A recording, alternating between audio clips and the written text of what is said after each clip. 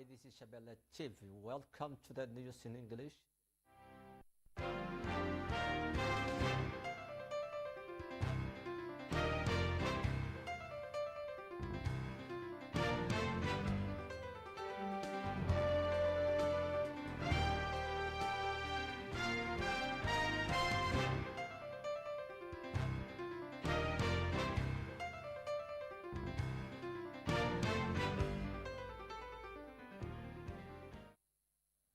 Hi, this is Shabelle TV. Welcome to the news in English, live from Mogadishu. With me, I am.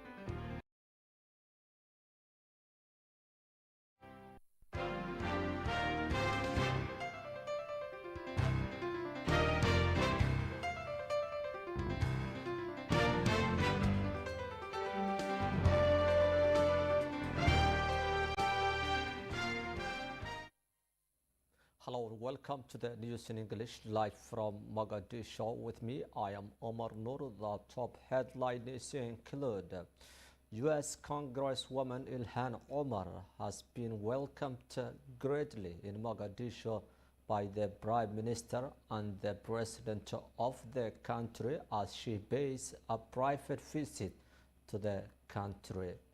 Somali political leaders enter for the second day their discussions on the national issues, including the Al-Shabaab war. U.S. military carries out a fresh air strike in central Somalia. Hundreds of people begin to flee the coastal town of Gra'at after the risk of the sea level rising and water floods. Opposition figures in Puntland and other states in the country are accusing the regional leaders for extending their terms illegally.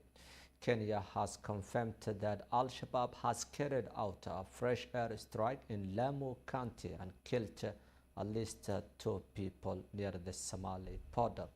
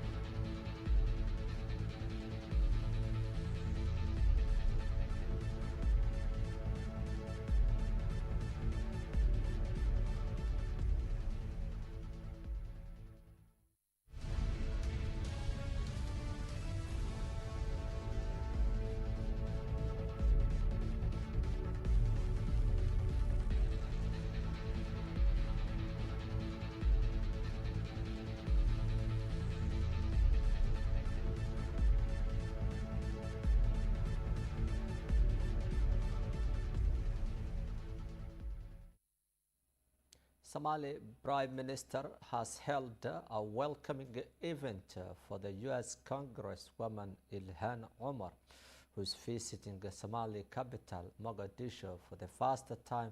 She was re-elected for the 3rd time to the Congress in the United States of America. Speaking at the event held at the Prime Minister's office on Monday night, Ilhan Omar said she is very happy to be welcomed at the capital Mogadishu by the top leader. She said she has overseen a number of development in the country mainly in the security and the political areas. Ilhan Omar has welcomed the progress made by the Somali government in the war against Al-Shabaab, and she said the government of Somalia is recording a victory in the fight against the militant group. Ilhan Omar has arrived in Mogadishu on Sunday after 2 days stay in Puntland state, northeastern of the country. Ilhan, who hails from Puntland state originally, has been residing in the United States of America, where she held the position at district, regional, and national level. She has been elected to the U.S. Congress in 2018, becoming the first African migrant not born in the United States of America to be elected to the high-level position in the Congress. Ilhan Omar is serving for the third time as a U.S. Congresswoman representing Minnesota. The largest Somali community are living there.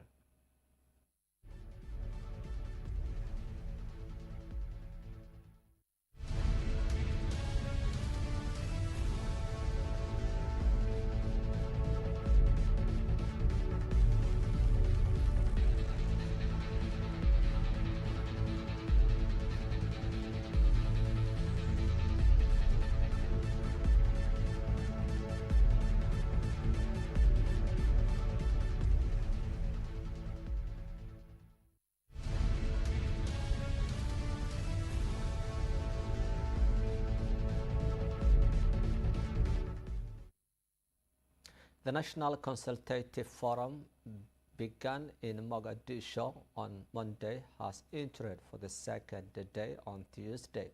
Somali leaders are discussing the current situation in Somalia, mainly the security and the fight against Al-Shabaab, as well as the devastating drought that affected millions of Somali people.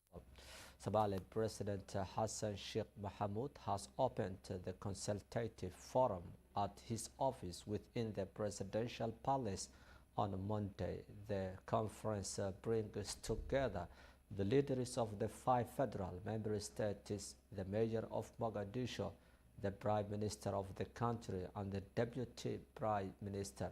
It is the 4th time that Somali leaders are making this event and joining together in a conference presided over by the president of the country. Hassan Sheikh Mohamud has urged the leaders in the federal member states to join hands in the fight against Al-Shabaab militants. The federalization of the justice is among the top agendas in the talks between Somali government and the leaders of the 5 federal member states in the country. The conference comes as the Somali government forces battling against Al-Shabaab militants in central regions, where they gained a number of territories from the militant group. Somali President Hassan Sheikh Mohamud, who was elected to the office for the second time in May of this year, has pledged the country will be free from Al-Shabaab next year. He has declared an all-out war against Al-Shabaab in August, days after the militant group has waged a siege at a hotel in the capital, where it killed at least 21 people dead.